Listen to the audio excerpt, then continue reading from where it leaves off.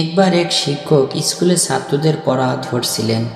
তিনি লক্ষ্য করছিলেন ছাত্ররা নিজেদের মধ্যে বেশ প্রতিযোগিতা করছে, কে আগে প্রশ্নের উত্তর দিতে পারে। তাই নিয়ে যেন তাদের মধ্যে লড়াই চলছে। দেখতে দেখতে স্কুলের ফাইনাল পরীক্ষা চলে এলো। দিন কয়েক পরে রেজাল্টও বেরিয়ে গেল। যে প্রথম হয়েছে সে খুবই খুশি, কিন্তু যে দ্বিতীয় বা তৃতীয় হয়েছে তাদের মুখ বেশ ভার। শিক্ষক বুঝলেন এরা সবাই প্রথম হতে চায়, কিন্তু সেটা সম্ভব নয়। এভাবেই কেটে যায় আরেকটা বছর। এবার পরীক্ষা চলে আসে। আগের বছর যে প্রথম হয়েছিল তার মুখ কিছুটা ভয়ের ছাপ দেখা দিচ্ছে। দিন কয়েক পরে রেজাল্টও বেরিয়ে আসে।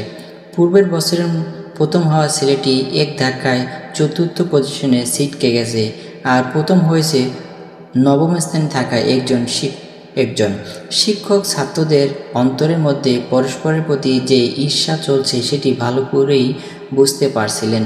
রেজাল্ট প্রকাশিত হওয়ার কিছুদিন পরে তিনি সব ছাত্রদের একটি কক্ষে বসালেন।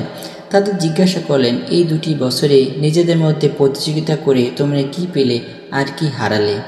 ছাত্ররা কেউই এর যথার্থ উত্তর দিতে পারল না।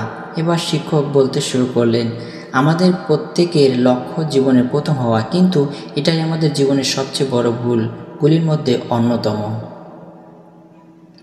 পূর্বের বছরে প্রথম হয়েছিলে সে আজ চতুর্থ স্থানে চলে গেছে। যে এই বছর প্রথম হয়েছিল তাতেও পরে সে পরের বছর পিছিয়ে গেল।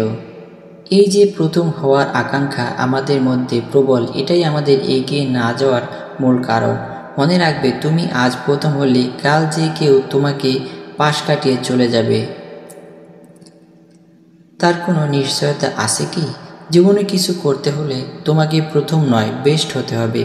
প্রথম হলে অপরজন তোমাকে পাশ কাটিয়ে যাওয়ার ভয় থাকে, কিন্তু তুমি যদি বেস্ট হও কারো সাধ্য নেই যে তোমাকে পাশ কাটিয়ে যায়, কারণ তোমার ফিল্ডে তুমিই সেরা।